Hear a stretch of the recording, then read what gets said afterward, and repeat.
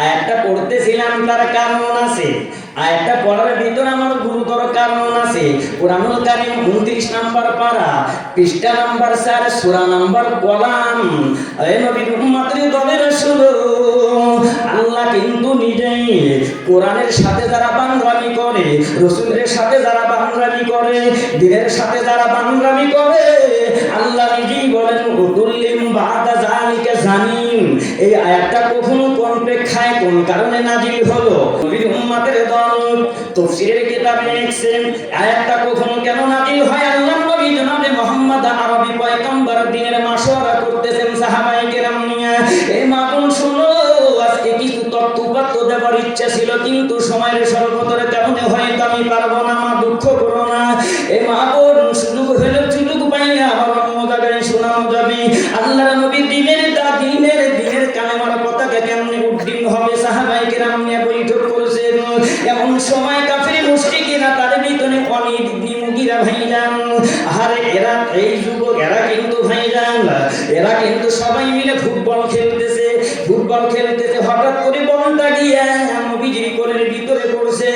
তখন আর কেউ যাইতে চায় না, কয় আব্দুল্লাহর পুত্র মুহাম্মদ আমিনের কোলের মধ্যে বল আনার সাহস আমাদের নাই। এইভাবে কথা গোপন হইতে ওয়ালিদ ইবনে মুগীরা ভাইজান, আরে কয় এইটা কি আবার ব্যাপার হলো? মুহাম্মাদের কোল থেকে বল নিয়ে আসে, এটা কি ব্যাপার? এইবার দৌড় দিয়ে খামসা দিয়ে যখন নিয়ে আসছে, আল্লাহর নবী হঠাৎ করে মুখ দিয়ে ভাইজান তখন বলে ফেলছে, ছেলেটা মনে হয় জারক সন্তান। জোরে কোন কি সন্তান? জোরে কোন, কোরআন শরীফ আছে, আমি আপনি বলতেছি না তো। ছেলেটা মনে হয় অবৈধ সন্তান। কথাটা হঠাৎ করে তার কানের মধ্যে চলে গেছে। সাহাবীরা সবাই স্তম্ভিত, সাহাবীরা সবাই আশ্চর্যজনিত, সবাই কাঁপতেছে। হুজুর, এমন লোকের বেলায় কথাটা আপনি বলে ফেললেন। কথা তো ওই শুনছে, আর তো কেমন প্রতিশোধ নিবে, কি অত্যাচার শুরু হয়ে যাবে। আল্লাহর নবী বলেন, বাবারা রে, এমন কথা মুখ দিয়ে তো আমি কোনোদিন দেরি করি নাই। আমার ব্যক্তিত্ব কথা কোনোদিন আমি বলি না। আল্লাহ যা বলেন আমি তাই বলি। হঠাৎ করে যখন বের হয়ে গেছে, তোমরা খোঁজ খবর নাও।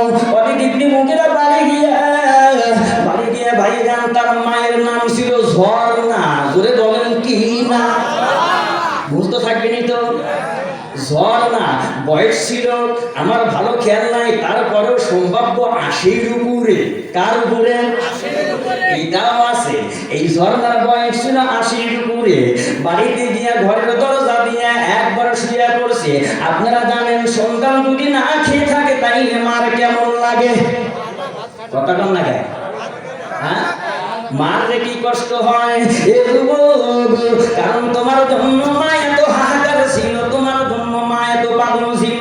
আজকে তুমি ওই মার মনে কষ্ট দিয়া নিজের দাম্পত্য জীবনে সুখী সমৃদ্ধ সারি জীবন গঠন করতে চাও।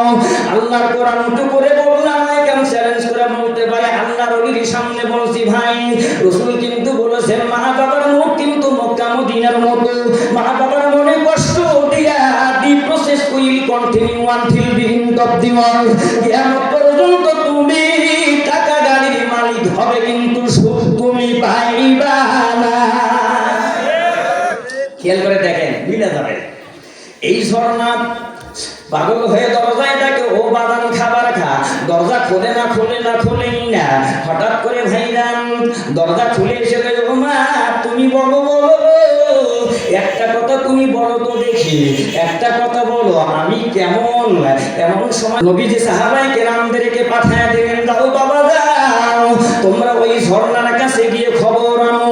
আমার বলা যদি পাবো কি তাইলে আমি অবশ্যই এর যথাযথ উপযুক্ত শাস্তি পেতে আমি রাজি আছি। যেহেতু আমি আমার কথা আমি বলি না, ইয়ান্তিকু আনিল হাওয়া ইন হুয়া ইল্লা ওয়াহয়ুন ইউহা। এ নবীর উম্মতের দলের শোনো, তোমরা কান লাগাও রে গভীর মনোযোগ নিয়ে কথাটা শোনো, শেষ করে দেব, টাইম আমার শেষ। এই জন্য দ্রুত আমি বলছি, সাহাবীরা এইবার বাড়িতে গিয়ে ওয়ালিদ ইবনে মুগীরার বাড়িতে গিয়ে দেখে হ্যাঁ ঝর্ণা এবং তার সন্তান মুখোমুখি দাঁড়ানো।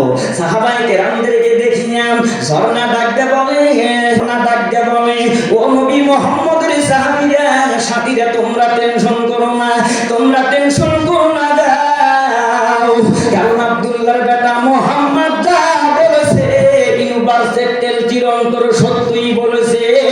আমার এই সন্তান বলিদ না, আমার এই সন্তান হলো অবৈধ।